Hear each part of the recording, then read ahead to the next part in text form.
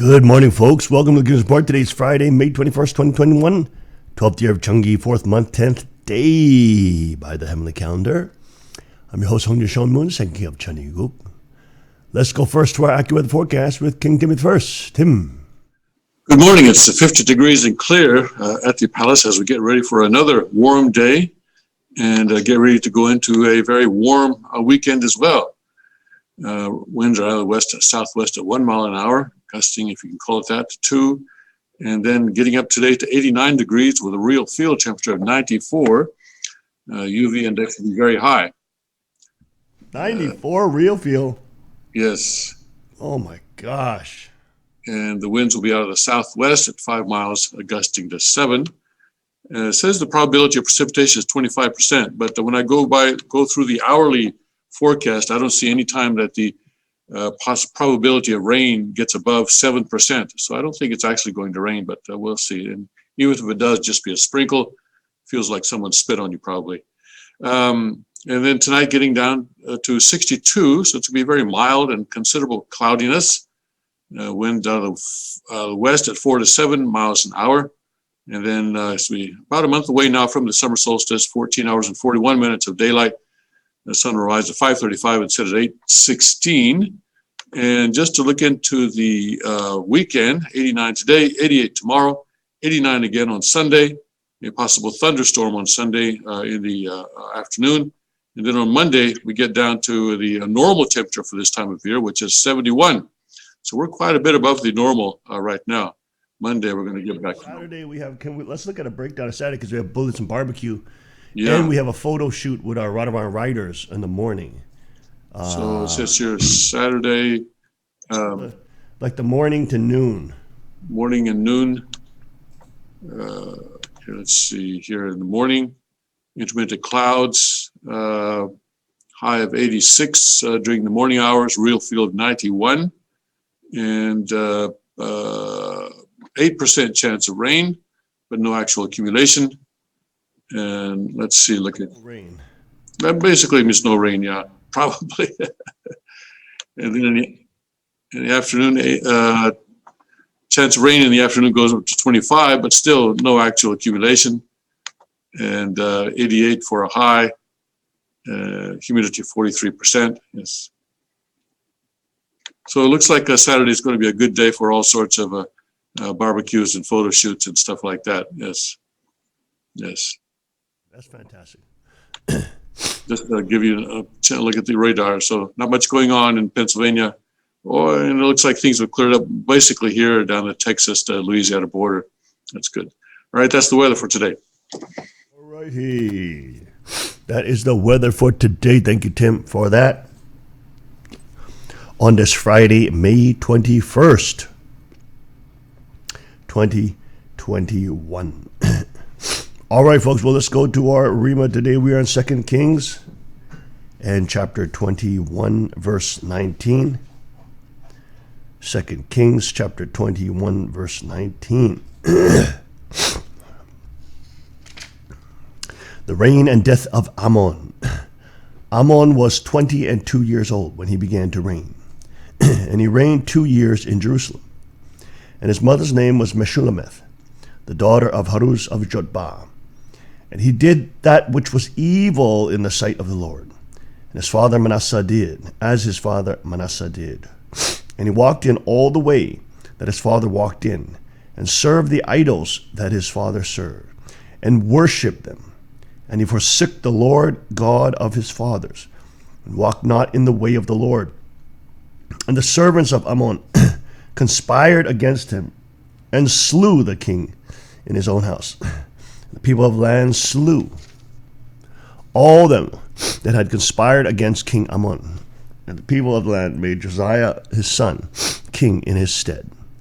Now the rest of the acts of Ammon which he did, are they not written in the book of Chronicles of Kings of Judah? And he was buried in his sepulchre in the garden of Uzzah, and Josiah his son reigned in his stead. Now Josiah was the opposite. Josiah was 8 years old when he began to reign, and he reigned 31 years in Jerusalem. And his mother's name was Jedidah, the daughter of Adiah and Boskath. And he did that which was right in the sight of the Lord, and walked in all the way of David his father, and turned not aside to the right hand or to the left. And it came to pass in the 18th year of King Josiah that the king sent Shaphan, the son of Azaliah, the son of Meshullam, scribe, to the house of the Lord, saying, Go up to Hilkiah the high priest, that he may summon the silver which is brought in the house of the Lord, which keeper of the door have gathered the people, and let them deliver it to the hand of the doers of the work, that have the oversight of the house of the Lord, and let them give it to the doers which work. Repair the breaches of the house unto the carpenters, builders, howbeit, okay, etc. So you see the difference, folks. You see the difference between Amon, who was wicked and followed his father Manasseh in worshiping idols. And then you see Josiah. King Josiah does the opposite. He went back to the house of the Lord, he built it back, etc. And he's one of the, as the notes say here, he's one of the greatest monarchs of Israel. Josiah was son of King of Ammon, who the people made king of Judah after Ammon's assassination in 639 BC. Josiah's reign began when he was only 8 years old and lasted 31 years, 3 decades of peace, prosperity, and reform. King Josiah devoted himself to pleasing God and reinstituting Israel's observance of the Mosaic law. The Bible focuses almost exclusively on Josiah's spiritual reform, which climaxes in the 18th year of his reign with the discovery of the Book of the Law, 621 BC. There were 3 stages of this reform. At the age of 16, Josiah began to seek after God as David, his father. At the age of 20, Josiah began to cleanse Jerusalem and the land of Judah of idolatrous objects. At the age of 26, Josiah ordered that the temple be repaired. And Josiah died while engaging Pharaoh Necho II of Egypt in battle in 609 at Megiddo. His death evoked widespread lamentation. Jeremiah and Zephaniah prophesied during his reign, and he was considered Judah's outstanding monarch, cleansing the land of idols, pulling down those idols and pagan deities. Now it's interesting because I was hearing Jordan Peterson, a clip of him speaking, and he was talking about monogamy and sort of the sociological statistics around monogamy versus polygamy. And he was saying, basically, he's a agnostic, even though he lives his life as if there was a God. So he's very positive towards Christianity and theistic Christianity. Even though he has not himself said that he now believes in Christ, but people, you can tell the Spirit is working on him greatly, because every time he talks about Jesus and his wife's religious quest with Jesus, because she's a Christian, and he's very supportive of her. Every time he talks about Jesus, he starts crying. He starts weeping because of Christ's incredible love. And anyways, the point is, he is talking about monogamy, and he's saying, society has developed ways to deal with the major issue of male aggression. Males produce like 99% of the violence in society, especially young men, young males, especially those without fathers. But anyways, the point is, males produce about 99% of the violence in society, and that's always been the case. Now, he was saying, where does the predominance of that violence occur? Well, the predominance of that violence occurs in mating and striving. Isn't that interesting? Striving for mating. So, what is the reason why men want to look pleasing to women? They want to be accomplished, they want to get resources, they want to live heroically, etc. What is the reason? The reason is because they want the girl. In the end, they want female attention, right? And it's in the process of mating and striving. He talks about it in very evolutionary terms, but it's in that process of trying to find mate and striving to try to find that mate, or competing to find that mate, where in which the most violence occurs. Because why? There's something about a sexual relationship, when a man has sex with a woman,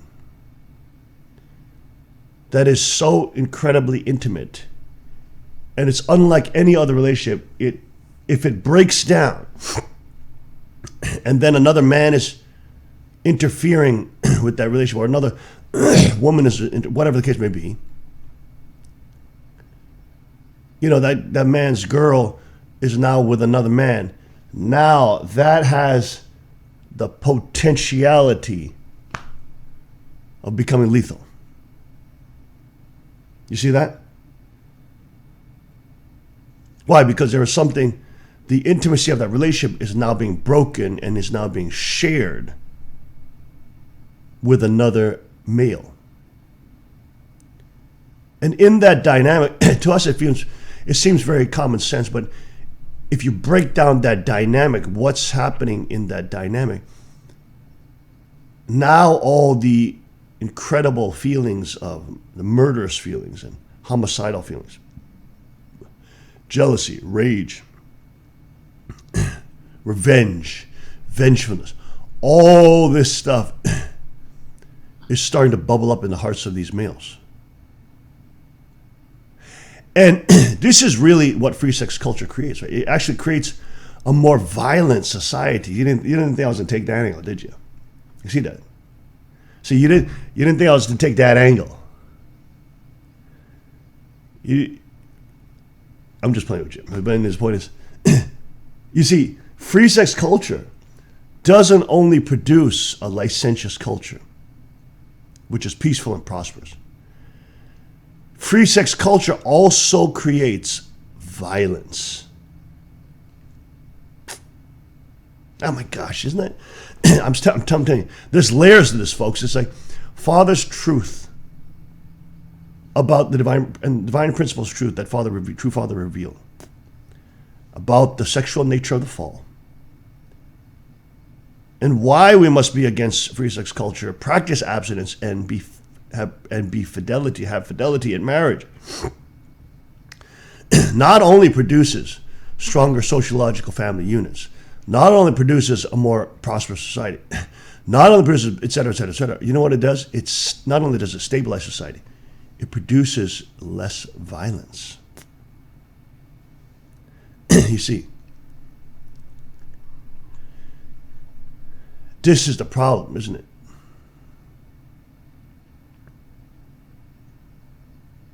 Male aggression is a thing that must be quenched. And in his view, he's saying societies have come up with monogamy so that they can prevent male aggression overflowing in his mind. Overflowing. This is how he talks. He always talks with this fear. Overflowing into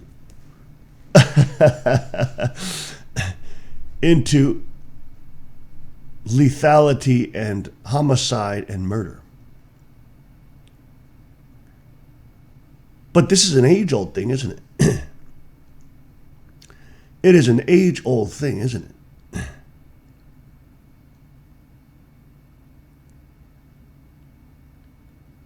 Look at all the Shakespearean plays. Look at all the dramas and tragedies of the Greeks.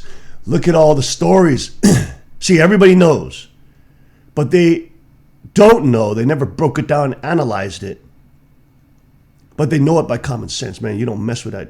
You don't mess with that guy's girl. You tell your children and you train your boys, don't mess with other men's women. Why? Because we may not break it out analytically, but we know some problems will occur. Societal problems will occur. For that fleeting moments of sexual pleasure with that girl. Very fleeting. Now we are invoking upon society a man that will turn into a killer. So there's something that happens in interesting. When there's a breach of that monogamous relationship, that man can now become, from a normal state, that now man can become a killer. That man can now become a homicidal maniac. That man can do something that is beyond that which he's willing or ready to do in a normal state.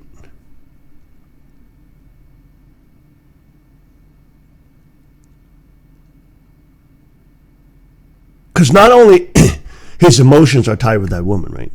It's not only, you have to, if we look at it from a genetic perspective, it's not only because his emotions are tied and he can't control his emotions, and now he's all pissed and he wants to kill that guy. Excuse me.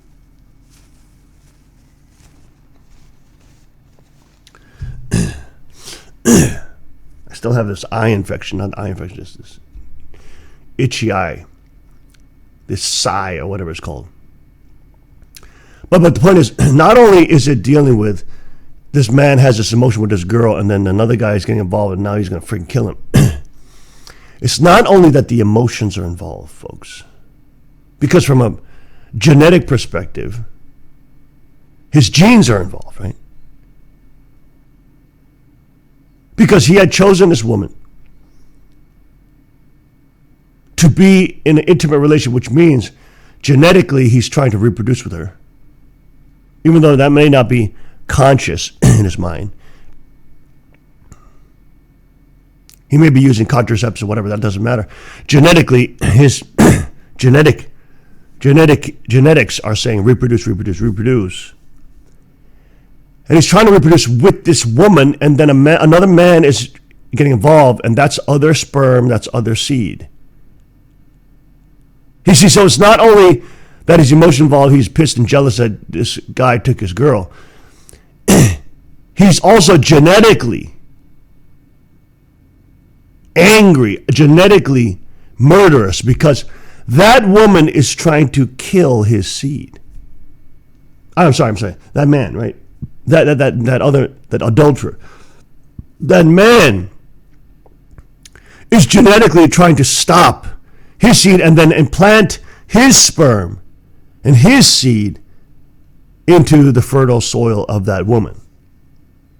So he's trying to kill that man's bloodline and trying to plant his bloodline in that woman. Do you see what I'm saying? So it's not only just emotions here. He's not just in a fit of rage.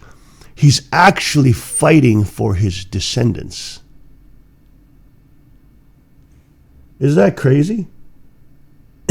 See, we don't usually break it down like this, do we? It's so crazy, but you think about it. Think about how deep that is. There's so many layers of that. Anyways, if you're here when I'm saying this morning, and I was kind of mind blown by this.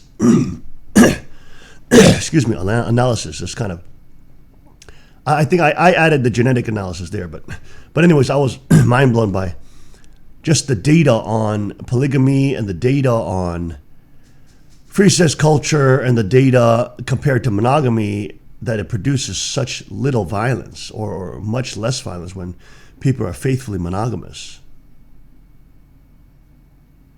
Anyways, if you're hearing this morning and this is giving you something in the spirit or in the mind, hit me up with a hashtag Rod of Iron Kingdom, hashtag Rod of Iron Kingdom, hashtag Rod of Iron Kingdom, hashtag Thank You True Father, hashtag Thank You True Father, hashtag Thank You True Father. You can even hit me with a hashtag marriage is best. Hashtag marriage is best. Hashtag marriage is best. Okay.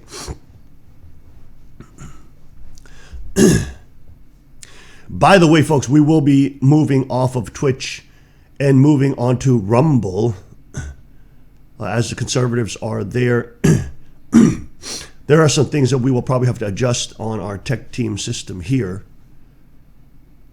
But we will be moving to Rumble because that is the place where the most conservatives are right now, minus YouTube. But we are deleted and banned from YouTube and silenced because we speak the truth, because we are maintaining the heritage of True Father and the Divine Principle and speaking these bombs of truth against Satan's kingdom every day. That's what they want to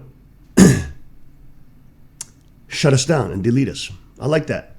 Spiritual bombs. Hit me with a hashtag spiritual bombs.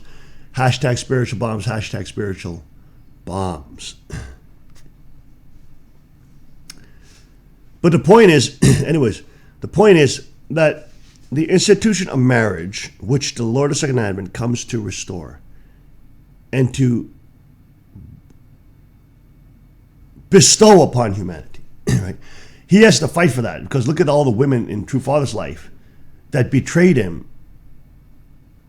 and basically divorced him in their heart and left him or tried to use him for money. Look at the hot mother. She basically used him for money. So to reinstate the blood lineage and marriage, True Father had to walk a course where all these harlot women, because as he said, he had to marry the worst women. He had to marry the worst satanic blood women.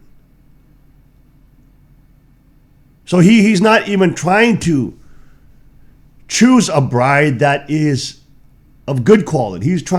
He has to choose a bride which is basically evil. And basically, as he said, is the daughter of Satan. Because he has to show that even the daughter of Satan can be restored through the Lord and his seed. And that the bloodline of Satan, even the worst bloodline of Satan, can be completely killed and destroyed and be changed into God's blood lineage. So Father had to literally marry wicked harlots. Man, that's a hellish course, isn't it? Golly. I mean, when I think of that compared to what True Father gave to me and the Queen, she was a moral woman. She had absolutely no, she grew up in the church, so in that sense she was moral. She was ethical. She had no idea, no concept of wanting to sleep around and crap like that. She was an ethical young woman. Now, her faith was not that deep. She had many emotional issues, of course, as she shares in the testimony, because she grew up in a very cold parental environment where there was no affection between the mommy and daddy and things like that. So she didn't have that. She didn't have a deep relationship with her parents. And so, as she said, it's like I became her father. I literally became like her father figure. Her husband, but as Father said, sharing in the four realms of the heart. I was her husband, but also I was her father figure, raising her up in the faith. Right? She shares in her testimony all the time. I became that loving father figure for her, that she could once again trust in a male again, or her subject male. Because she couldn't receive that, in her household. But the point is, but Father gave me a wife, a bride, who is ethical. She is ethical, right? When Father chose her, he didn't just choose her for beauty. She is a beautiful, gorgeous Korean woman. But Father didn't choose her for beauty. He would in the beginning, he would say her forehead is weird or her eyebrows are weird because she had a unibrow. And stuff like that. Father would say that's, she was weird. And, he asked the other siblings, who were responsible, like Kukchinyoung, what do you think about these girls, the whole group of girls that were trying to be blessed to me, or that were potential candidates? And he brought the whole group of girls in. True Father brought the whole group of girls in, had me and Youngjung sitting there as well. And these are all potential brides for, myself and Youngjung. And, so Father asked the older brothers, etc. And Kukchinyoung, I remember Kukchinyoung saying he definitely supported the queen. He said her personality is going to be much better for, Hyung. That is me, right? So he definitely supported the queen.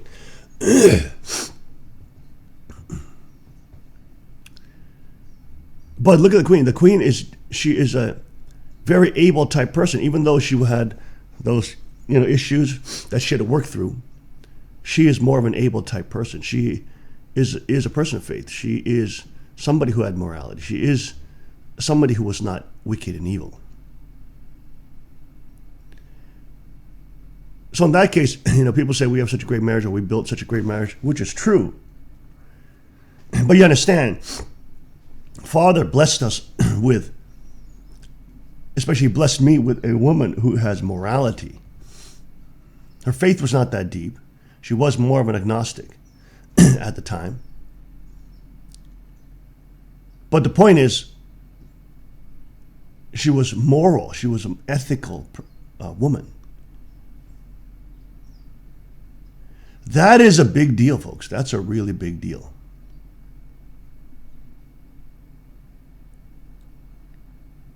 That is so much easier to lead and to raise than a woman who is evil and vengeful and is a harlot at heart, is adulterous at heart. And you understand, Father literally, he says in his words that he had to literally seek out and marry the worst women, the worst of the worst, the most evil, the most selfish.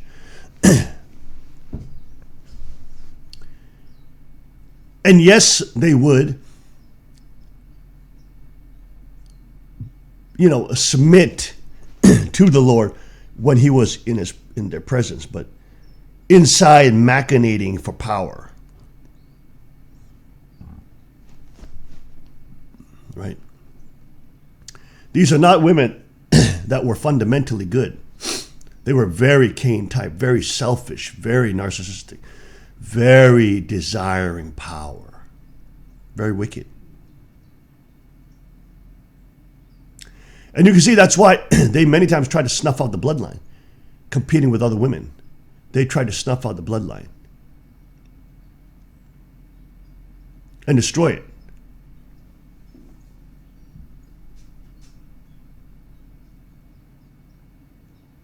So you know, my Father's course, what he had to do to establish the blessing and then give it to us, the blessing covenant marriage. and having to go after the worst satanic bloodlines, the worst satanic evil women, that then through marriage he had to restore. That's a hellish course. That's a really hellish course. I don't wish that on anybody.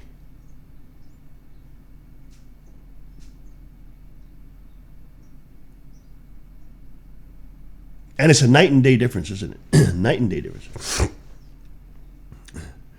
Between living with that kind of woman who's always striving for power, always striving for personal gain, always striving for narcissism, and want to be glorified like the Han mother, like the Hanakcha. And on the flip side, somebody like the queen, who is ethical, she's moral, she's fundamentally good in that sense, right? She can admit she's a sinner. She admits that she needs a savior. She needs Christ in her life. I mean, this is fundamentally good, right? This is not fundamentally evil.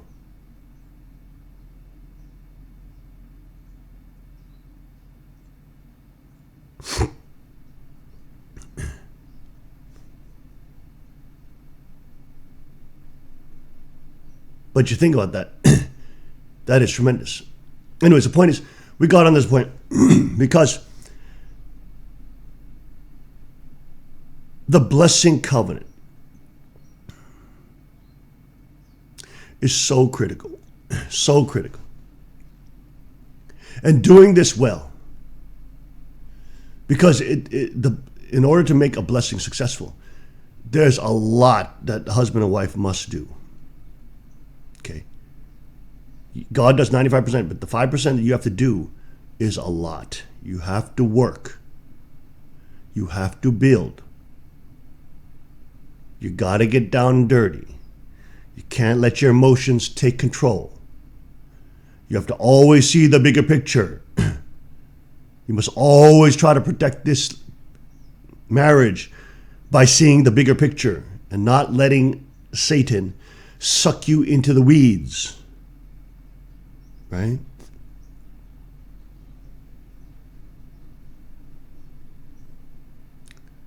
You must always make sure that you iron out any turbulence quickly and get back to hugging and kissing and apologizing to one another and thanking one another. You got to get back to that quickly. That baseline's got to be, you got to get back to that fast when there's turbulence.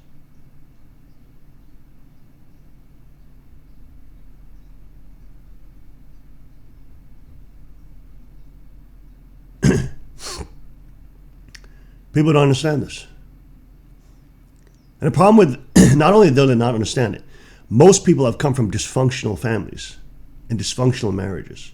I mean, dad and moms, right? So they've not seen good marriages, or they're divorced, or whatever the case may be. They grew up with their mother, or you know what I'm saying? So they've seen only dysfunction.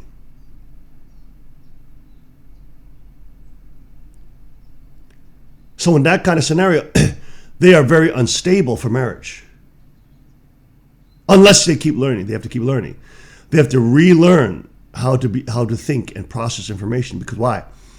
Their baseline instinct is that of their mother, if it's a woman. And their baseline instinct is that of their father, if they're a man. So if a boy grew up under a single mom, what has he learned? He's not going to learn how to be a man from the mom, right?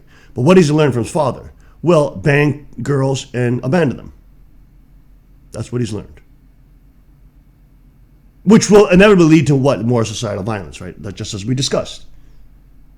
If you are in a process, if you are in a situation where you have the overwhelming baseline instinct of banging chicks and ditching them when they have babies, now you will have many babies, many moms, with many other men involved in those relationships, you see.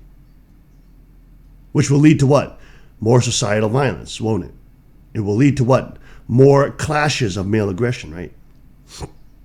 Do you see how that's all connected?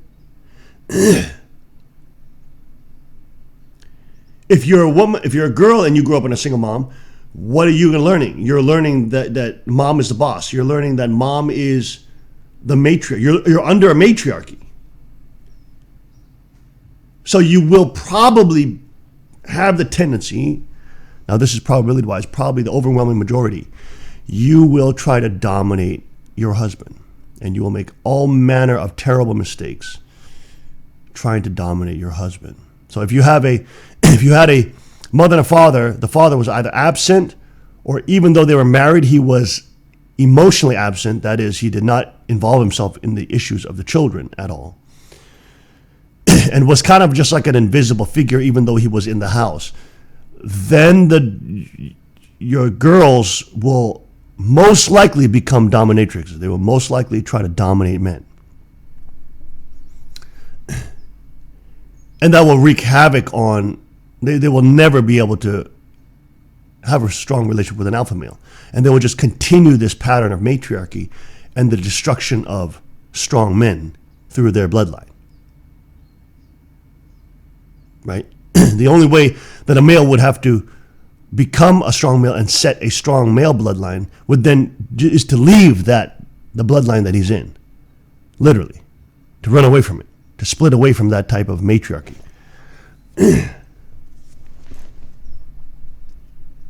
Because matriarchs cannot produce strong men. They cannot. Strong and moral men, they can't. It's very, very rare. Because all the baseline instincts have been flipped. He's not learning from an honorable male. You understand? The children, the sons are not learning from an honorable male. There is no male there. He's either a total weak beta male being dominated by this woman, or the man is gone. So there's no way good alpha males and good protectors will be produced. Right? The only way that a young son of that household will become a stronger and good alpha male is by seeking a male mentor that is not a gangbanger, seeking a male mentor that is actually a responsible male, alpha male. That's the only way he will be able to produce an alpha male home that will produce good males, that will not lead to societal aggression. Do you understand? What's the purpose of creating good males? Why do we have to produce good males? Why can't we just produce beta males? Because beta males produce violence. They create the environment of violence. Because they don't raise up their sons, they can't control their sons and that male aggression. You need alpha males that are good so they can raise the next generation of males to use aggression properly. Do you understand? Wow, this is crazy, man. This is so, there's so many layers of this. It's unbelievable. That's why society absolutely needs alpha males. Because literally it's the good alpha males that help stop male aggression, unwanted male aggression, which is basically murder, homicide, killing each other, this kind of stuff. Lethality in society. Good alpha males help stop that. They're the only figure in society that can stop that. The woman can't stop that. The Eve figures cannot stop. The moms cannot stop that. It's going to be the males. Only the males. Like the thing about it, even if the mom is crying and complaining at the son, don't do this, don't enter the gangs, and he does, the mom can't stop him, and then he's gonna get into all the issues with the girls and the hoes and all that, and then the other males and all. And you see, it just ends up in more violence. Because that young boy did not have an alpha male father who was good. So he sought after alpha males who are bad. That's why when young girls are preparing for marriage, you must not choose men or try to seek men, and this is men and women, based on physical appearance only. That is how the archangel trains. You must think, is this man marriageable? Will he raise good sons and daughters? Will he raise my sons to control and have dominion over their male aggression and use it for good? Because you'll never get rid of the male aggression. That's how God made us. We have male tendencies towards aggression, which is good because you need that aggression towards wolves. You need it. But you have to funnel it towards that. And a strong man will never look at a woman as their primary role model. They will learn things from women, sure. They can learn things from their mom or wife, whatever. But you will never be our primary role model. That's just the way it is. No matter how much it hurts your feelings, no matter how much, why. Doesn't matter. You will never be alpha males' role models. That's for moms. Never. Because you are not an alpha male. You do not live in the the male society of aggression and violence. You do not exist in that world. So there is no male that will seek you for being their primary role model unless they're a beta male. There's no male that will do that. Males who want to be strong will seek a strong male, not a female. And that's just the way it is. That's why the fathers are so key. That's why fathers being badass and cool and strong is so important. That's why having your children young is so important, because they see you at your peak. They don't see you when you're an old grandpa. They see you when you are at your peak, when you are strong. That's what I was telling training my boys the other day on the powerlifting. They can see daddy when I am strong. They can see, wow, daddy is in his 40s, but he is so strong. He's so much stronger than me. I want to learn from him. They have this sense of respect and awe of their father, which, of course, they have to give to their children. Right? And that's why Father blessed us early. I didn't even know why Father blessed us early. I thought it was just our tradition.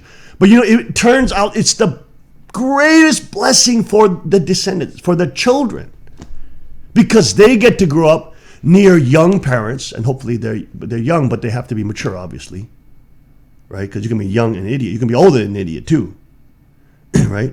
Totally immature old people. There's plenty of them, but you can also be immature young people. So the point is being mature, being knowledgeable, being wise, but also investing your youth in your children.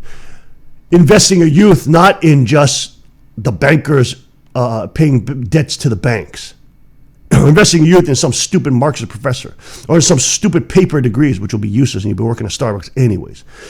or to be investing your youth in some playing around free sex culture, stupid crap like that, in hedonism, which is a total waste of your youth.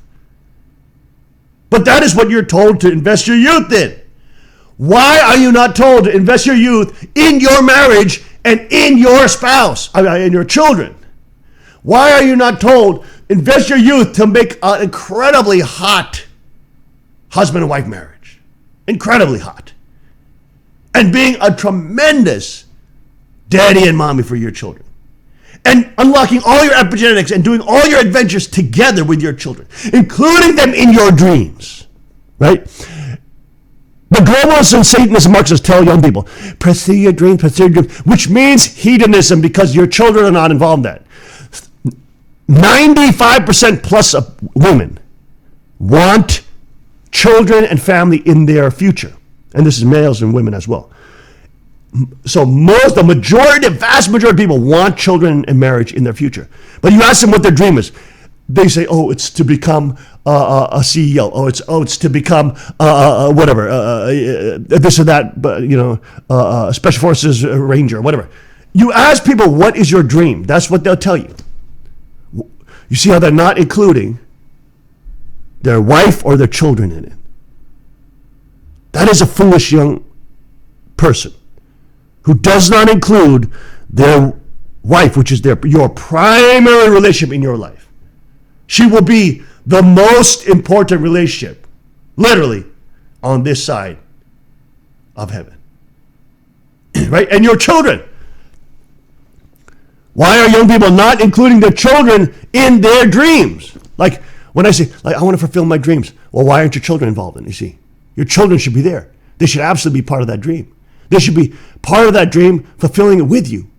They should be unlocking their epigenetics with you. Right? Every major moment in their life where they are unlocking an epigenetic and they're moving to a new level, you are there helping them, encouraging them, and coaching them through that. That is incredible gifts you are giving to your children, right? Unfathomable gifts that you cannot understand the depths and the heights and the width of how precious those gifts are for those individuated lives. You cannot understand how important that is, right?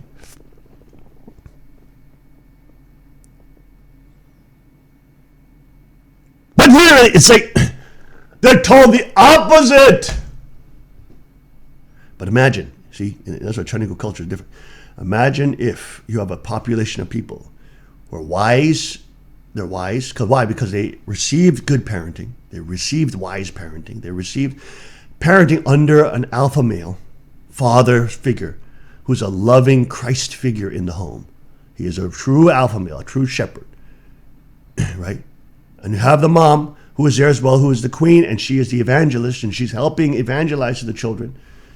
She controls their emotion. If they grew up under strong parenting, the probability of the next generation raising the next generation with high level parenting is much higher, isn't it? Instead of all this dysfunction and childishness and shouting at each other, stupidity, infantile behavior of many husbands and wives, right? So that's why you have to really be careful.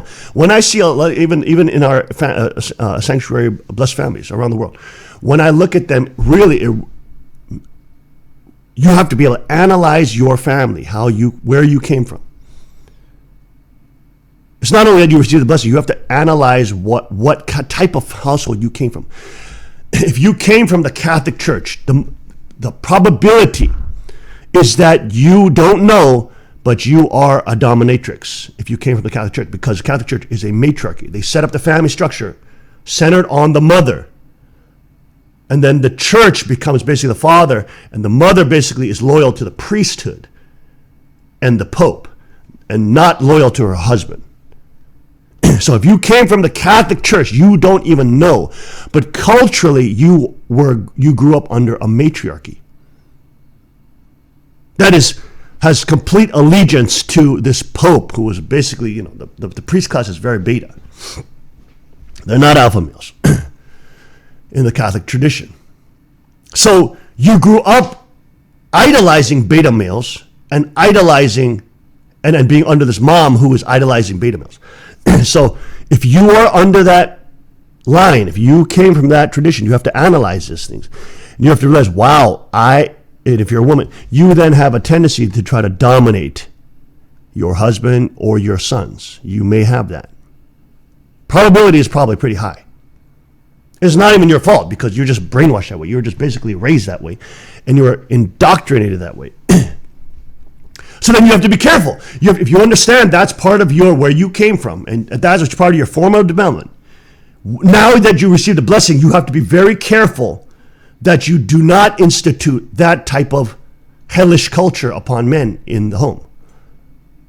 You have to be very careful because you will either chase them away, they will either run from God, because that's not the culture of God, and if young men grow up under that, they go crazy.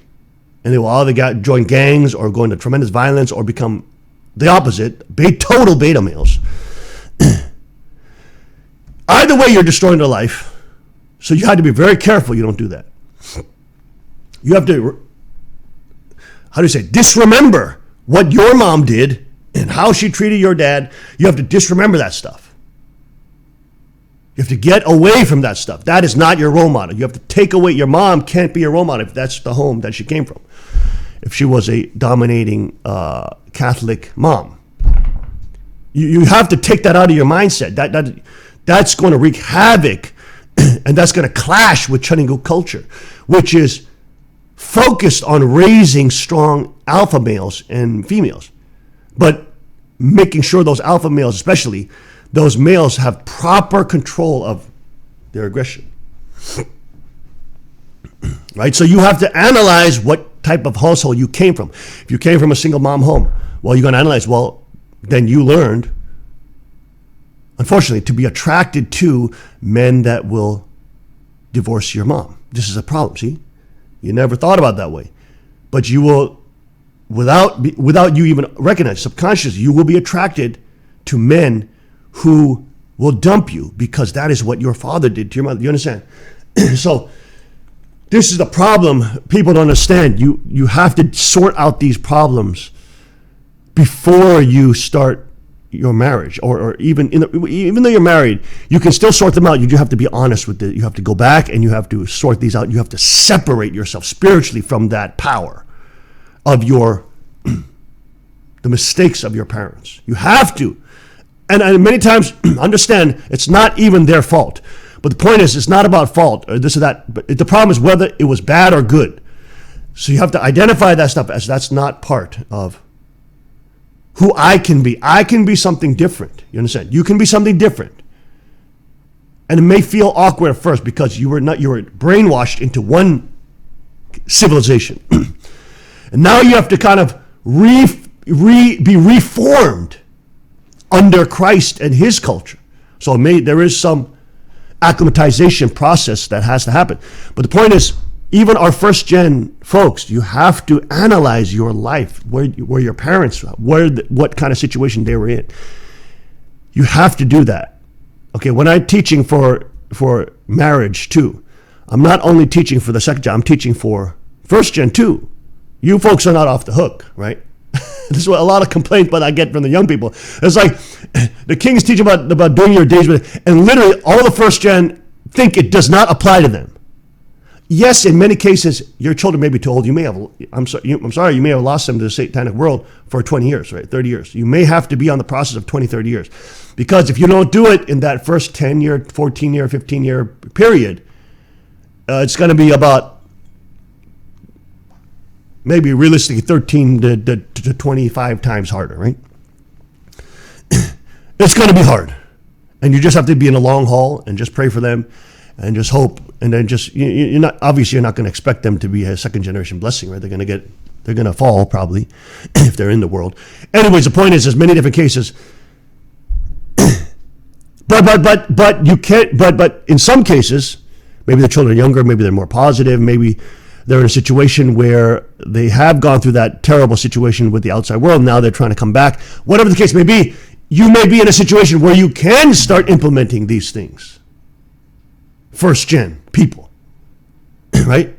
You may be in a situation, God may provide a situation where you now can start doing a days with your children and start, apologizing for the past or mending the scars or whatever the case may be, right?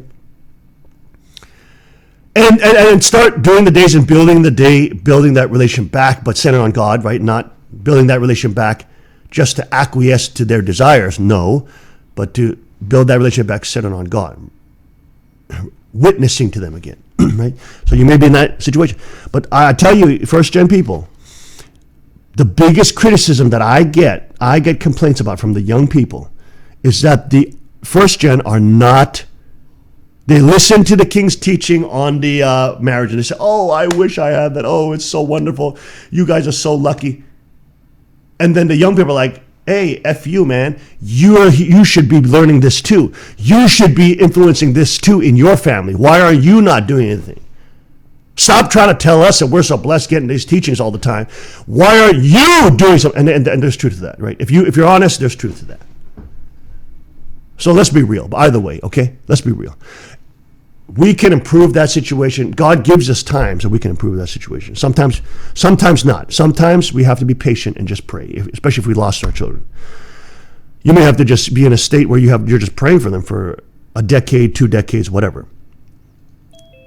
Because if you overexert, right, witnessing, right? If you overexert your witnessing on somebody that doesn't want it, they feel like you're imposing religion on them. Right, so we can't be stupid, obviously, and most of our first gen are not that stupid. But I'm just saying, if there's particularly dense people out there that are listening to this, don't do that, okay? Just be patient. You have to be patient, find the right time for it, obviously, right? And you have to lean on God. But a big part of first gen people that are trying to work on this and increase their level in raising their children or having a relationship with their children is you have to look at how your parents raised you. What type of household were you from? And I almost guarantee you, most of the problems maybe that you have made in your raising your children did not come from true father. They didn't come from the church. You know where most of those problems and issues probably came from? If you're a man, it probably came from your father. If you're a woman, it probably came from your mom. You just were repeating how they would react to situations. And without you knowing, they became your primary role model. unconsciously, and you repeated exactly what they did to you, to your children, which is probably not the most effective thing. Now, there are outliers. There are people who are in great family homes. Well, great. Then your children should be in a great situation, probably wise. They probably should be in a good state, hopefully. If not, then you probably became too socially liberal by being indoctrinated in the Marxist schools. That's probably what happened. And then if your kids became total leftists, or you trusted the system too much and you sent them to all these leftist institutions, and then they got brainwashed there, right? So there are problems with that. But the point is, you have to identify what type of household you came from. That's a very important part of your history, and learning how to separate from that history of Satan. Because think about it, if you're the first ancestor now of a new tribe that you're the first ancestor from, you have to separate from what has been the past failures of your ancestry. Right? You can't continue on in that, especially if that ancestry was tied with the matriarchy of Catholicism, or it was tied to Buddhism, which also is matriarchy. If it's tied, you see what I'm saying? All the certain religions create these structures so they can control those families. But look at Father's kingdom. You can see Father through the second king, right? Or through third king. We don't teach you to be married to the church or to an organization, right? We teach you have to become a strong alpha male, female family that is loving and generous and shepherd-like to one another, and has great relationship with your children, so that you can protect the kingdom of God, right? It's a totally different culture. I am not trying to take out the husbands so that the wives all are married to me. No. I am trying to help the husbands be good kings and priests in their home. And, of course, the queen is a great role model, obviously. But also, we are trying to help the women who are getting married, especially, to become good queens and evangelists who love and respect their husband and evangelize to their children the gospel, raise them to be godly, to give their life to Christ, right? It's not like the Catholic Church where the father is basically poo-pooed and the mom is elevated, so that the church controls the mom and thus controls the family. That is a terrible, but even many Protestant denominations do that, don't they? And I know I'm going too far. I'm going too much. But if you appreciate this conversation, which is very important, hit me up with a hashtag marriage is best. Marriage is best. Marriage is best. Okay, but in order for marriage to be best, you must reminisce. You must go into your past.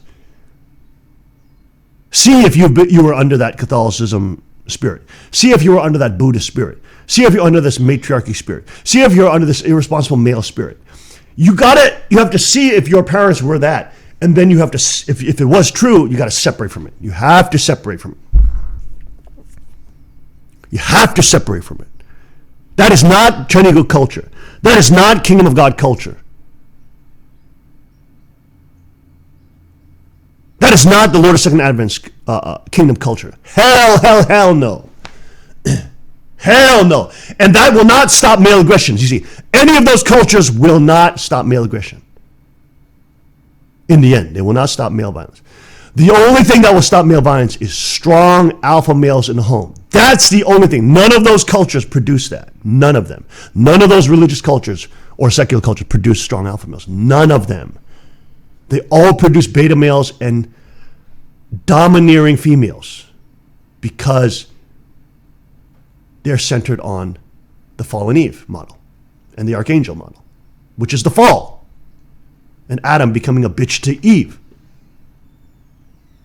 That is the fall, right? The kingdom is different. The kingdom is responsible, strong shepherd males who are the center, who are the representative of Christ in their home. So they're strong, they're warriors, but they're also priests. Praise God. And their wife is their helper. She is the queen of the home, but she is also has a mission from God to evangelize to the children. Not oppressively, but skillfully, just like she would evangelize to a new person, right? Skillfully. You have to do it skillfully with wisdom. Wisdom. Not just dominating, not just forcing down the throat. No, skillfully, with wisdom, patience, just like you would evangelize a new person. Don't see your children as dumb vessels that you can just dominate because that will only last 10 years. As soon as they start their teenager, now you have to evangelize by witnessing and explaining and teaching apologetics and logically explaining. Hello. Anyways, it's now over 6 o'clock, so I want to stop because we have to get to the news and it is important.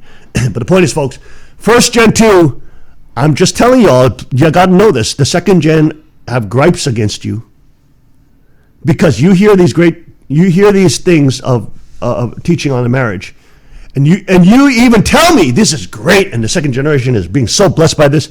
But then I'm telling you, the second gen is griping to me, saying, "Why is the first gen not even trying with their children?"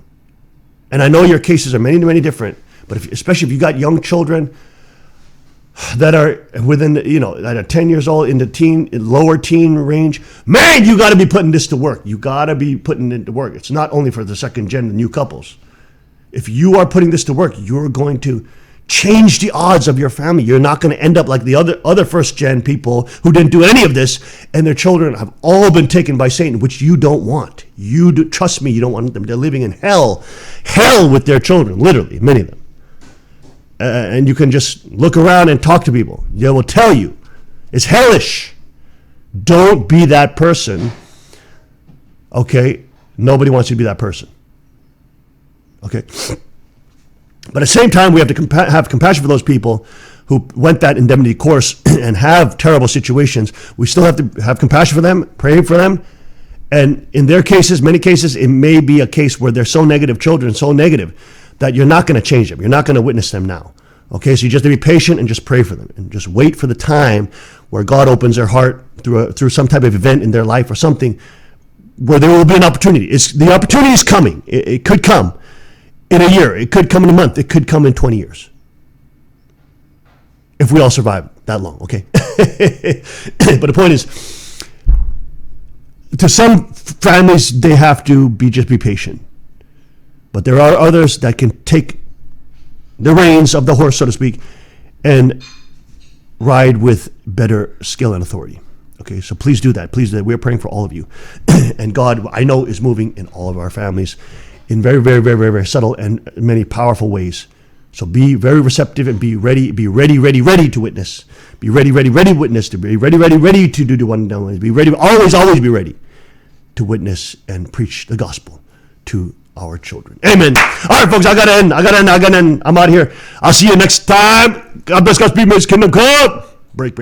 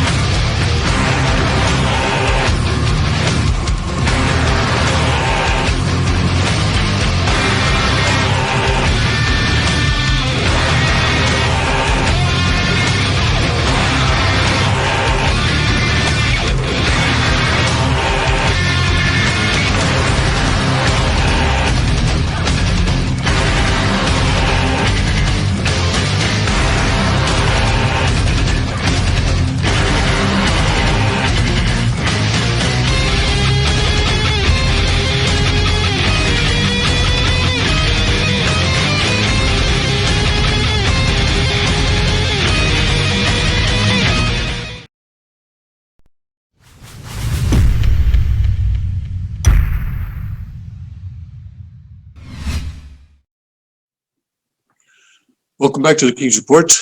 Tim Elder sitting in now for the second king of Young Jin-moon. I want to thank him very much for that very important message this morning. I think many of us probably need to go back and listen to it again. Very important guidance on parenting. In terms of the news, the big headline this morning is that Israel and Hamas have come to a ceasefire agreement. The usurper is trying to usurp this too, trying to make it look as though he was the one who brokered, or even his administration was the one who brokered this ceasefire. In his comments yesterday, he didn't come out and actually say that, but sort of implied that that was the case. In reality, that is not the case. It was brokered by Egypt, and they are the ones that put it together. They are the ones that deserve credit. Even ABC, I think, on last night's news program, even completely omitted the fact that Egypt was behind this ceasefire. But anyway, hey, as long as you can usurp the presidency, why not usurp everything else, right? So that's not surprising. That's in his character. That's in his modus operandi.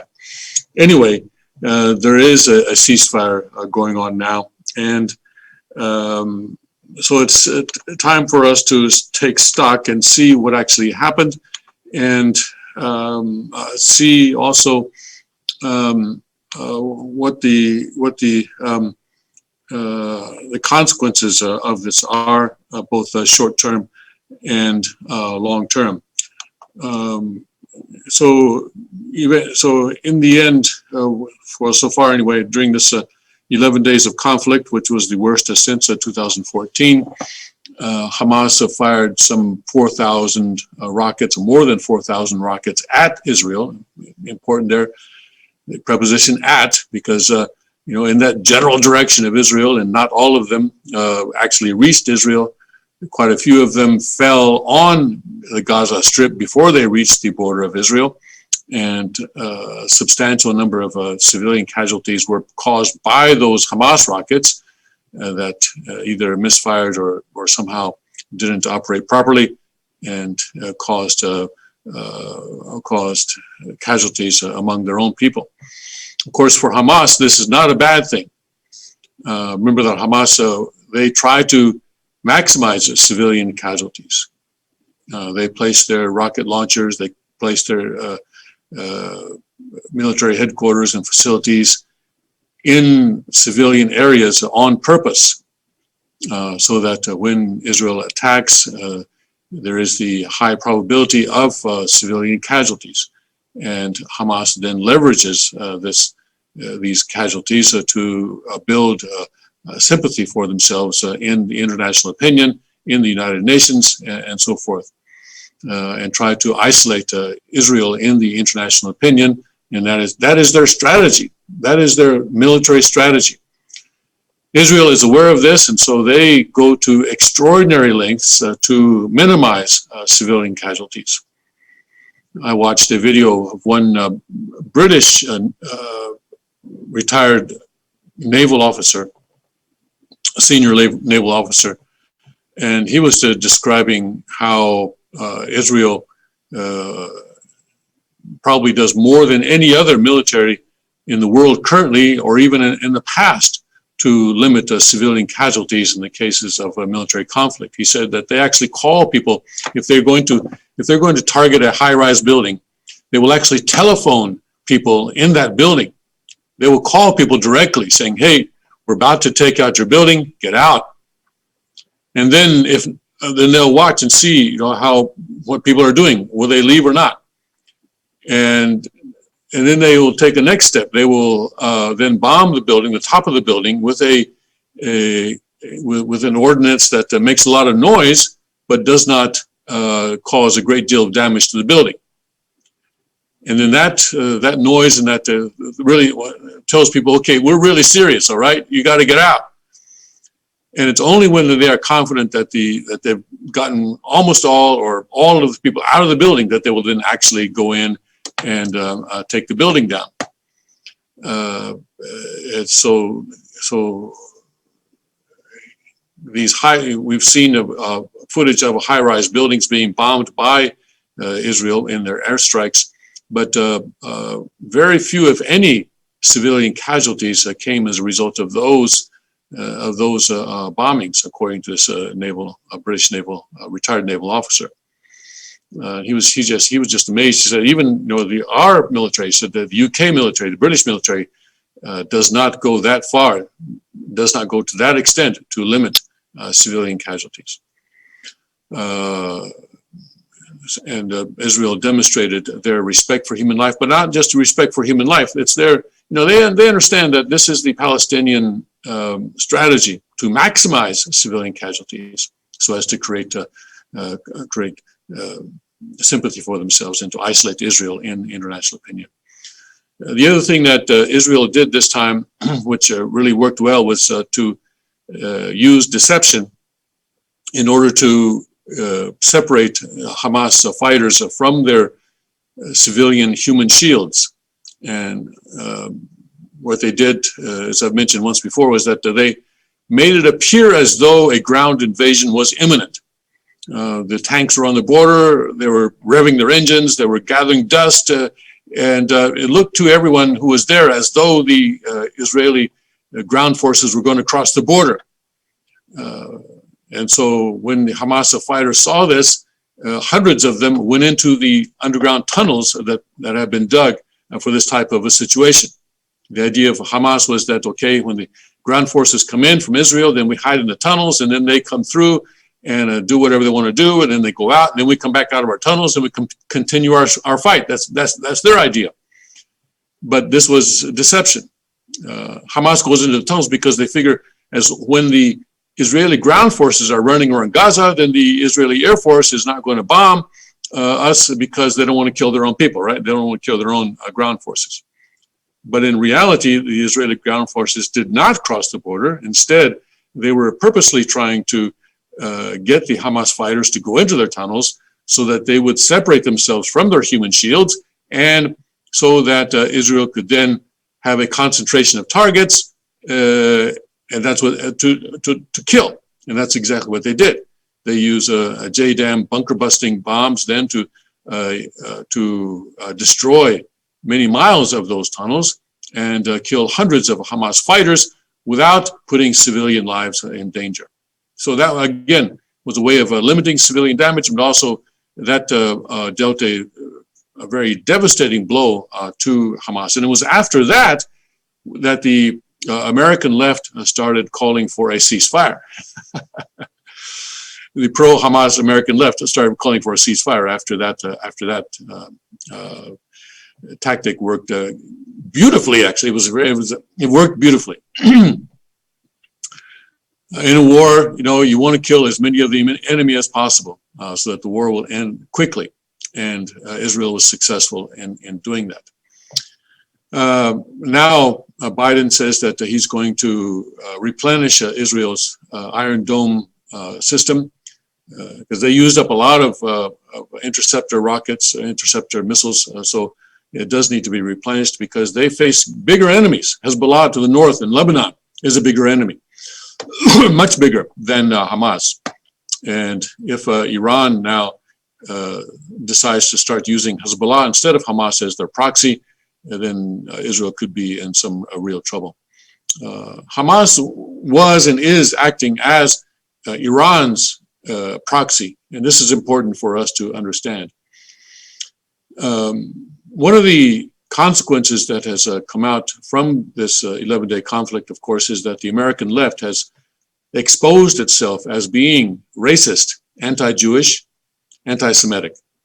And in the last few days, there have been very virulent and very obvious anti-Semitic actions on the part of the American left across the United States. I want to took a look at a few of those because we need to be aware of this, that the American left, they talk about equity, they talk about systemic racism and things like this, but in reality, they are extremely racist, and they have exposed themselves as such, especially during, even before this, like the Chicago mayor, who was black, and I think she considers herself, what is it, queer or something like that? I don't even know what that means, but she has said that she will not take interviews with white reporters or only reporters of color, I guess it was. So black, you have to be black or brown or something like that, she said, in order to have an interview with her. Asian, I don't know. Many times these people don't really consider Asians to be an oppressed class, and so she may not want an Asian interviewer either. I don't know, but anyway, so and that's kind of racist, isn't it? Yeah. This is this a movement that is coming. The BLM, Antifa. This is definitely not what Dr. Martin Luther King Jr. had in mind in his if you listen to his I Have a Dream speech. That is one of the greatest speeches in American history, and I haven't heard it in a long time, but it probably should be played about once a year. Probably people ought to listen to that once a year at some point. Maybe we'll do that on the King's Report at some point. But it is a beautiful speech. But what this going on now with the BLM and Antifa is definitely not consistent with what Dr. King had in mind. Anyway, I want to look at, Fox has a collection of the anti-Semitic incidents that have been going on. And so let's take a look at it, because we need to know that this is what is going on in America today. So late Thursday, pro-Israel and pro-Palestinian protesters clashed on a Midtown Manhattan sidewalk, despite Israel and Gaza having reached a ceasefire agreement earlier in the day. So this is not really related to the situation in the Middle East. It's just that the American left has come out as just purely and simply racist.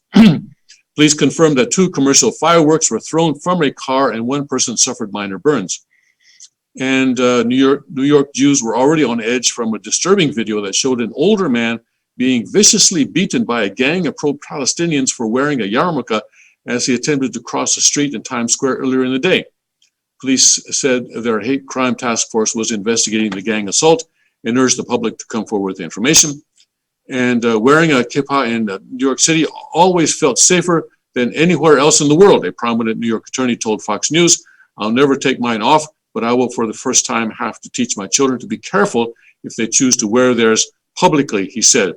Now, Thursday's escalation came as little surprise to Israeli Americans who were personally attacked by a pro-Palestinian mob on their way to grab lunch at a well-known New York City bagel shop earlier in the week.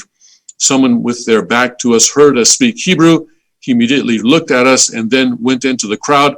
I didn't put too much thought into it, but around 10 seconds later, he and another 10 people were charging towards us. I got the first punch. Then we realized that we're being attacked.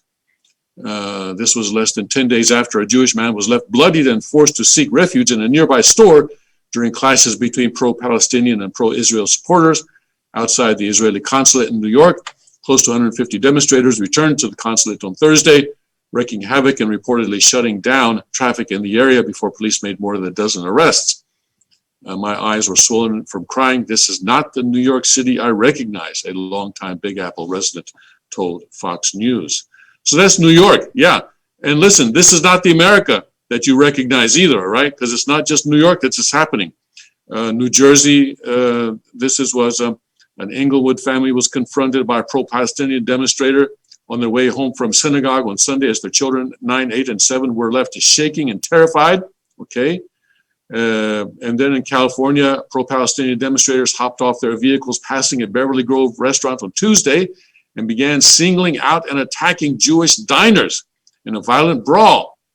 And then just a few blocks over, a Jewish man was chased by 2 cars bearing Palestinian flags near his home as they chanted Allahu Akbar.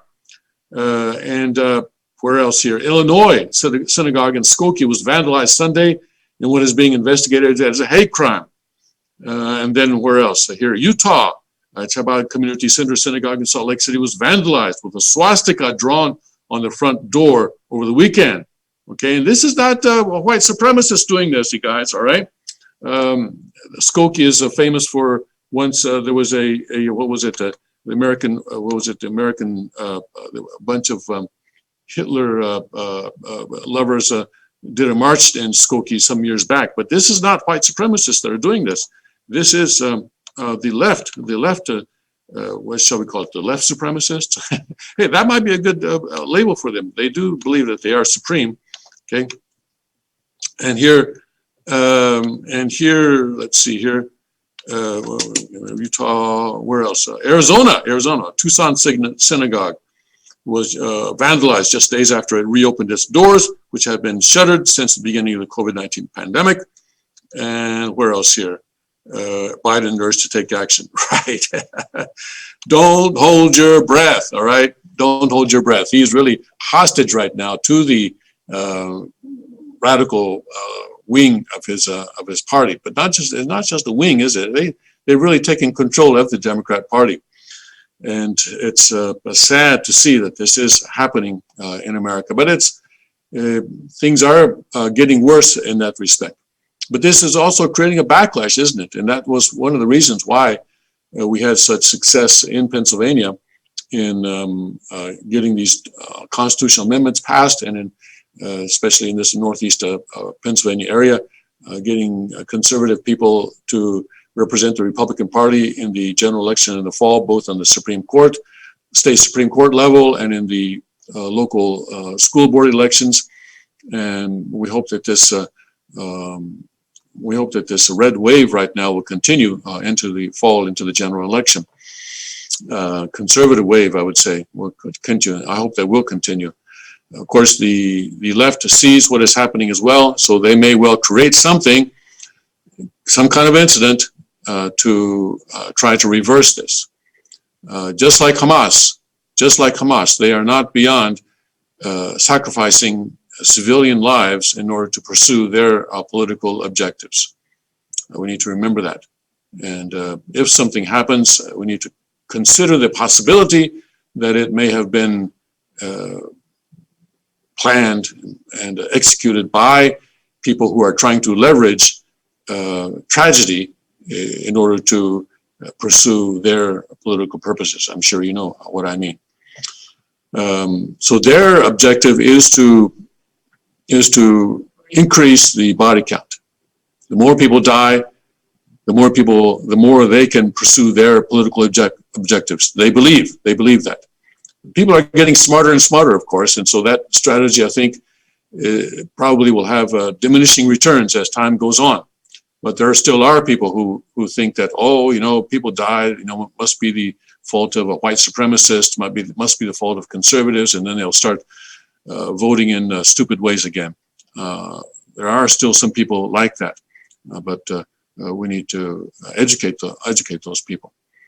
And more members of the Black American community, Hispanic American community, Asian American community, and the Jewish American community are seeing that the left for what it is. And in that sense, this may wake people up. I hope that is the case. Because the sooner people wake up, the sooner we can really stand up against this, and the sooner that they can be put in their place. Yes. And the sooner we can put a conservative and a patriot back into the White House. So this conflict in the Middle East is having those repercussions, and we'll have to see how things develop. But this whole anti-Semitism is not going to stop, because the left has allied themselves with the Palestinian cause. That's not a new thing. They had done that already in the past, and they will continue to do it into the future. The Palestinian leadership is saying that, ceasefire is not enough. You haven't solved the core problem. So what is the core problem? Well, the core problem is Jerusalem. They want to have East Jerusalem as the capital of an independent Palestinian state. Currently, there is no independent Palestinian state. But this is what George Bush was talking about a couple of days ago. Yesterday, maybe it was, wasn't it? When he was we read about his story, about what he said. that now this this current conflict, he said, is making the two-state solution virtually impossible. Two-state solution means that, first of all, it means that Hamas and Hezbollah and Iran recognize Israel's right to exist. And that right there is a big obstacle. But based on that, then Israel can recognize that the Palestinians can have their own independent state, headquartered on the West Bank, but also that the Gaza Strip would also be a part of that state. So the two-state solution has appeared to be the most logical solution to the situation in the Middle East. But the problem is that Iran does not recognize Israel's right to exist. They say, Iran keeps saying, we're going to push Israel into the sea, into the Mediterranean. Hamas, same thing. Hezbollah, same thing. And so that is the biggest obstacle. And this is what Hamas says every time they try to start attacking Israel. They try to start bombing Israel again. Anyway, we'll have to see, because obviously Iran is executing some sort of strategy, and the rockets from the Gaza Strip may have been just the first stage in a longer-term strategy by Iran. Hezbollah in Lebanon is a much, much stronger force, much, much bigger enemy of Israel than Hamas.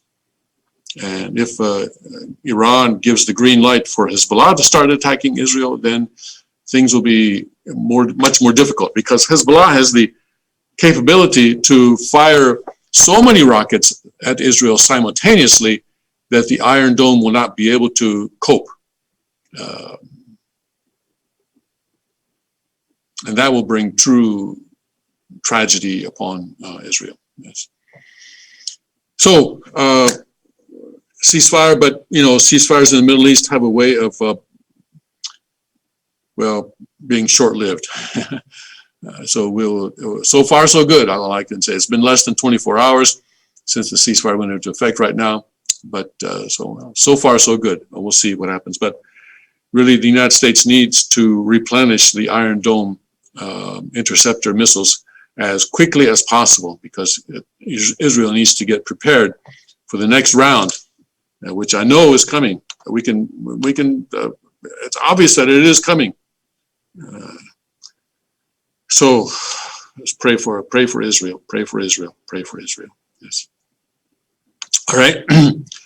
Let's see here. Let's look at what is going on with the with Epoch Times this morning, and they're leading with that the U.S. Secretary of State to meet Israeli and Palestinian leaders following ceasefire. The left is saying that, the Abraham Accords that were done during the Trump administration, they had no value at all in this kind of situation. But they held, none of the Abraham Accord countries that opened relations with Israel during the Trump administration has supported the Hamas cause or even broken off relations with Israel during this 11-day period. And if President Trump had remained in office, then this whole situation would not have occurred in the first place, as President Trump has pointed out. Why? Because President Trump made very clear that the United States was firmly behind Israel. And soon after Biden took over the White House, he made very clear, his administration made very clear, that was no longer the case, that the United States was no longer firmly behind Israel. They came out with a statement saying that we are reevaluating the relationship with Israel to see whether Israel is an important ally. Right. So I'm sure that when Iran heard that, when Hamas heard that, this was like a green light to them. Says, oh, hey, look, situation's changed now. Let's see how far we can press this envelope. Let's see how far we can get away with. And if President Trump had remained in the White House, this whole 11-day fiasco would not have occurred. And those 230 or 40 Palestinians would still be alive today, and the dozen or so Israelis who also died would still be alive today. This is one of the repercussions, the consequences of the usurpation. All right, so let's see here. It says here, Beijing launches psychological war against Taiwan after COVID-19 outbreak. And the FDA advises healthcare providers not to use syringes from Chinese firm over safety concerns. What's going on there? Let's see here. It has received information about quality issues, including that certain, what is this, Guangdong Hayo Medical Apparatus Company, needles were detaching from syringes and getting stuck in patients' arms after injection. Yikes, that doesn't sound very good.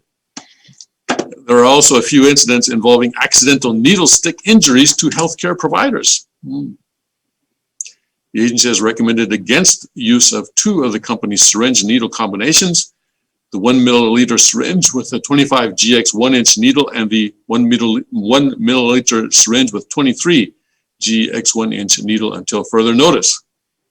A pharmacist confirmed to Reuters that syringes made by the company have been shipped for use with the Pfizer BioNTech vaccine. Well, there you go. Another reason to think twice or three times about taking the vaccine. All right. You can add that to the list. Okay, PolitiFact quietly retracts fact-check labeling COVID-19 lab origin theory as debunked conspiracy. Yes, their debunking has been debunked.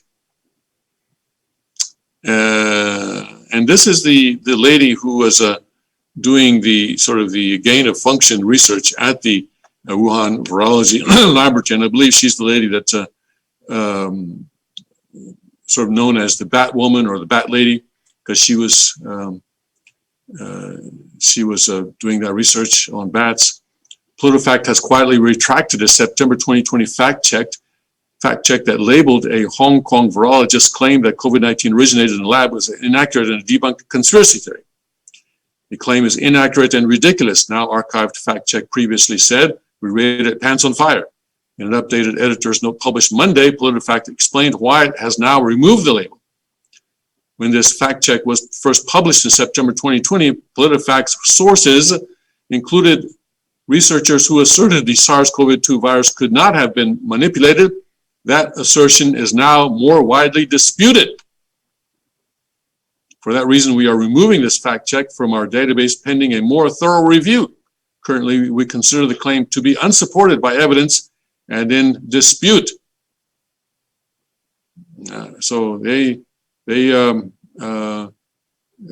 will still want to save face, don't they? And say, well, it's unsupported and in dispute.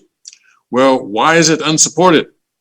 Is it because the Chinese Communist Party has refused to cooperate with investigators who try to find supporting evidence? Is that the case? Yeah.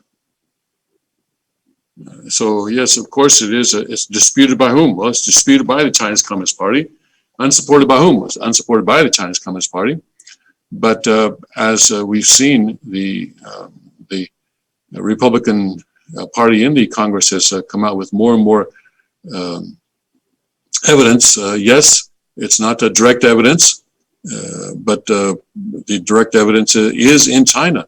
It is in the files of the Chinese Communist Party, or else it's been destroyed by the Chinese Communist Party.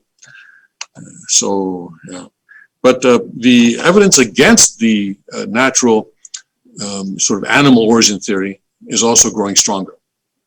For example, one thing that a layman can understand easily is that the bat cave where this is supposedly supposed to have originated from was far away from Wuhan, hundreds of miles away from Wuhan.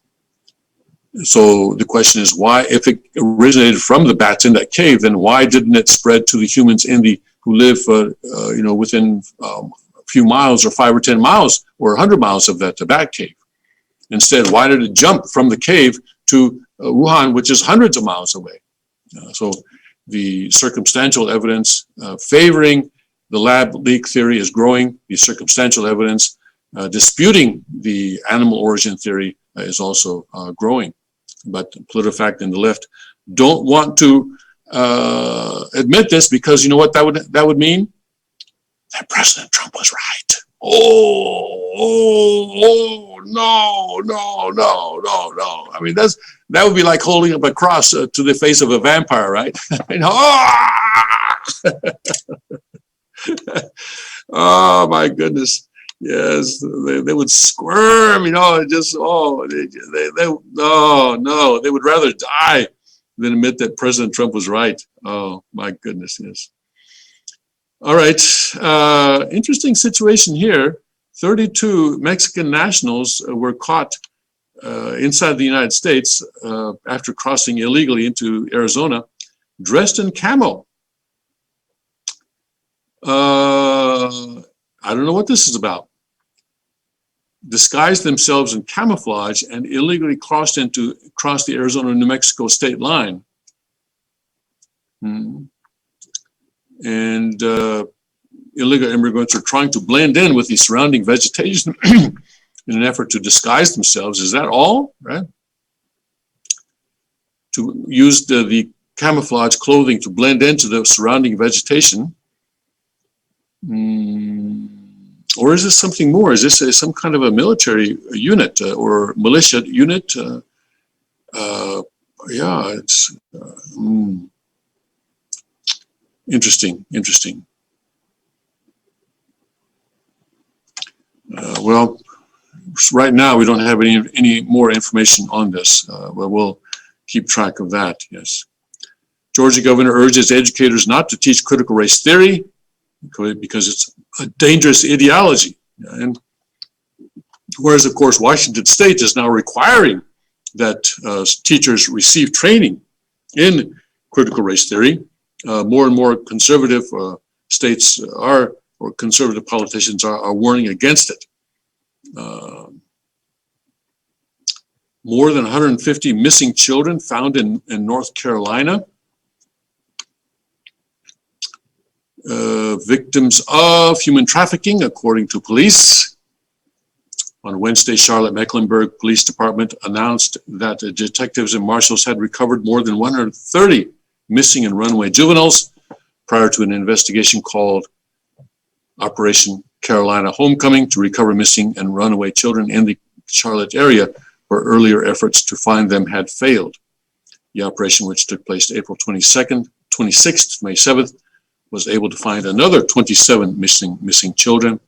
CMPD Captain Joel McNally told reporters at a press conference that searching for missing people, including children, is something the police department does on a daily basis. However, the operation had focused in on children who were actively taking measures to avoid being recovered, and some were self-sustaining. They're trying to make money, support themselves.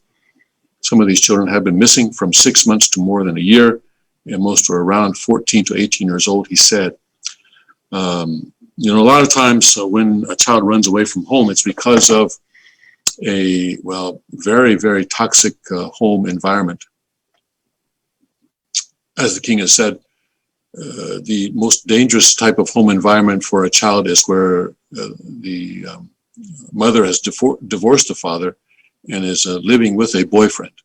And this is where child abuse is many, many more times likely than in a two-parent family.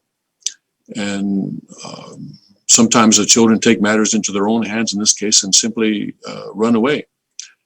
But they go from the frying pan into the fire, because once they run away, then they are abused even more severely than they were in the home.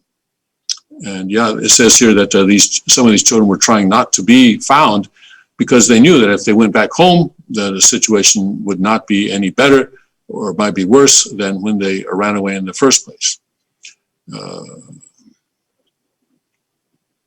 And so there's a child trafficking, there's child prostitution, and of course they do all sorts of things in order to support themselves.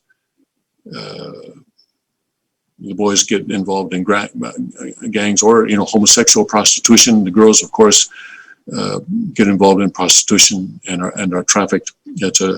But another indication of how, the family needs to be strengthened and more needs to be done to fix the situation of families, not only in our community, as the King pointed out this morning in the first hour of today's broadcast, but also in the community around us, so that families can stay together, to reduce divorce, reduce violence within the family, and have higher level parenting, not just in our own community, but in the communities around us. This is something that is extremely important right now. Most, it says, we're around 14 to 18 years old. And several of these kids were engaged in high-risk activities, they say. Narcotics activities, human trafficking, prostitution. Okay. Children were reunited with their families or taken into custody of the Department of Social Services, which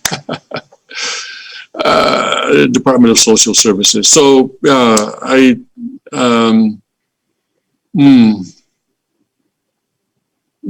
don't know if this is a good news story or a bad news story, because reuniting these children with their families, but what is the quality of life within those families? Or, turning these children over to the Department of Social Services, what is their quality of life after they go to the Department of Social Services? Boy. But that's just, it's another indication of how we need to spread the kingdom of God even more quickly, so that these types of situations can be resolved. All right. Okay, let's see here. DHS to close 2 migrant detention centers after allegations of abuse. Again, oh boy. Pelosi suggests she may bar unvaccinated, unmasked Republicans from House floor. Of course, that's what she's worried about. All these kids being abused, but she's worried about the Republicans not wearing masks. Okay, and let's see here. Iowa bans mask mandates in public schools, cities, and counties. ICE unable to track most illegal immigrants released into the country. Why is that even news? And let's see, Chicago grocery store shootout leaves 2 dead, including 16-year-old. So yeah, in the city where it's so difficult for the law-abiding citizens to own guns, it seems that the criminals have no problem. Chicago police said the boy shot at 2 men inside the store first, who returned fire and shot the boy in the neck and abdomen. A male bystander was caught up in the crossfire and shot in the head and neck. Both were transported to University of Chicago Hospital and pronounced dead shortly after. The 2 suspects fled on foot. This sounds like a gang thing, doesn't it? A 16-year-old boy and a boy. So this 16-year-old boy opened fire first, it looks like. And then he shot at 2 men who returned fire. And a bystander was also killed. Okay. All right. So it looks like a gangland thing. That's the impression that I get. Okay. LA considers $24 million universal basic income program. This universal basic income thing has been tried in a number of places, especially in Scandinavia, but in every case it has not worked, and they've stopped it after a while. The pilot program would provide $1,000 monthly to 2,000 low-income families for 1 year. Guaranteed Basic Income Program would cost taxpayers $24 million and was set to be reviewed as part of the budget during the May 20th council meeting after the Budget and Finance Committee presented it. We're betting that one small but steady investment for Angelino households will pay large dividends for health and stability across our city and light a fire across our nation.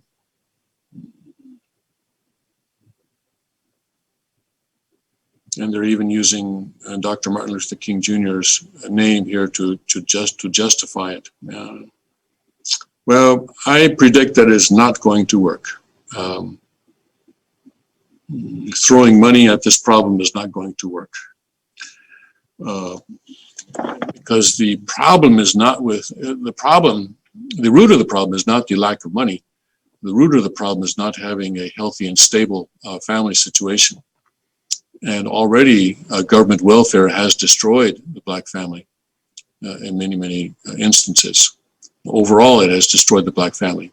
Before Lyndon Johnson began his welfare programs that he said were designed to provide a little bit, but not enough to make a difference.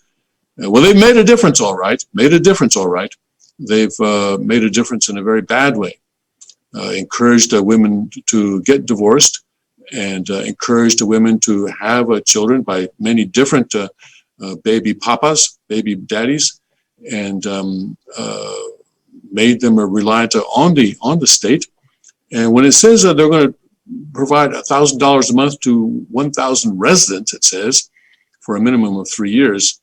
So they're going to provide $1,000 a month to 1,000 individuals. Well,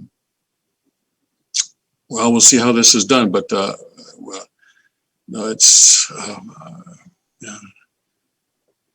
we need to have policies that strengthen the family.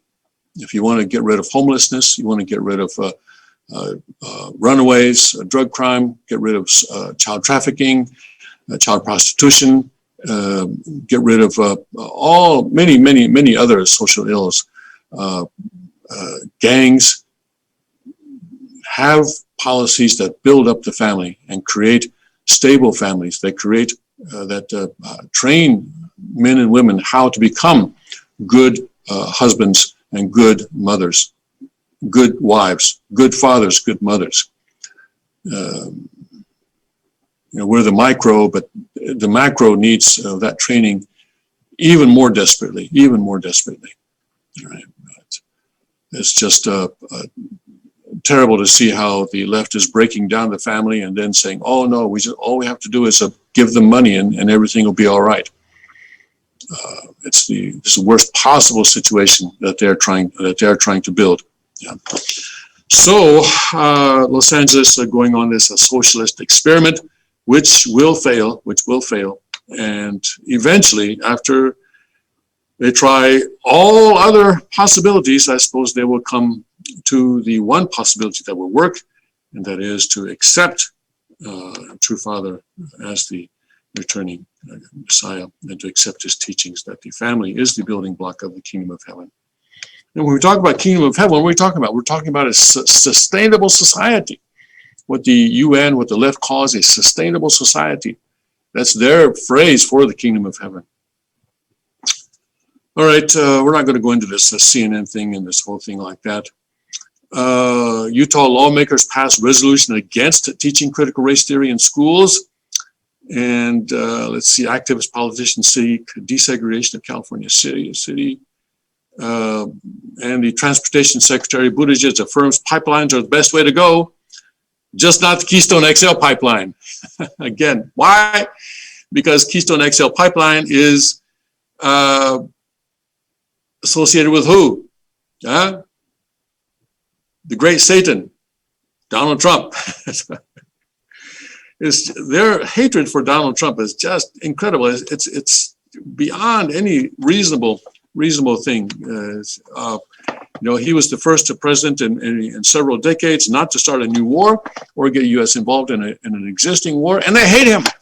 Wait a second, I thought the left was the peace party. No, they're not the peace party. Right? What happened to peace and love? Oh, boy.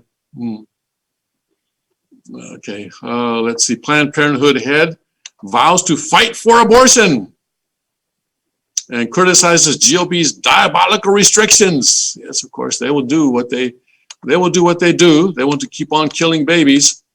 Yeah. I want to remember that abortion is still legal in all 50 states right now, despite their damnedest try to create all of these horrible, diabolical restrictions. It's possible and legal to get an abortion in Texas. Okay, well, yeah.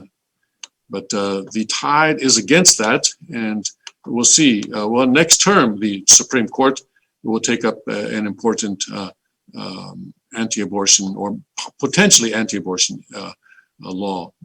And they will. Let's see how they finally rule on that situation. All right. Let's see what else is going on here. Federal judge restricts restraining order on HUD rule requiring college boys and girls to share bathrooms and showers. So, the Department of Housing and Urban Development had a rule saying that the boys and girls must be able to share bathrooms and showers, and a restraining order was put out against that rule, and now a federal judge has said no, that boys and girls should be able to shower together. Amazing.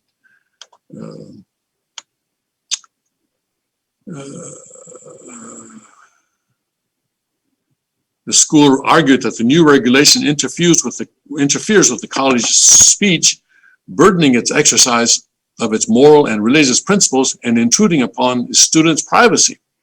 Without emergency relief, the college must eliminate its current housing policies, cease talking to students about its policies, and stop planning for fall semester housing, all in violation of its long-standing religious beliefs.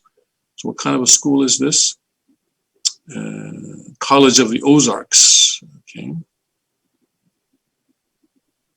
Or else suffer massive fines and investigatory burdens to continuing to provide housing based on biological sex. The college thus asks this court to enjoin the directive in order to maintain the legal status quo while the suit proceeds. And here it is. So, okay. So anyway, they're trying to fight this effort to. They're a Christian school, and they're being forced to allow boys and girls to shower together. And also use the toilets together.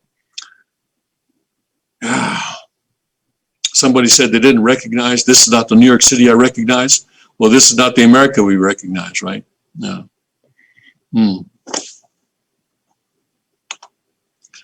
Oh, boy.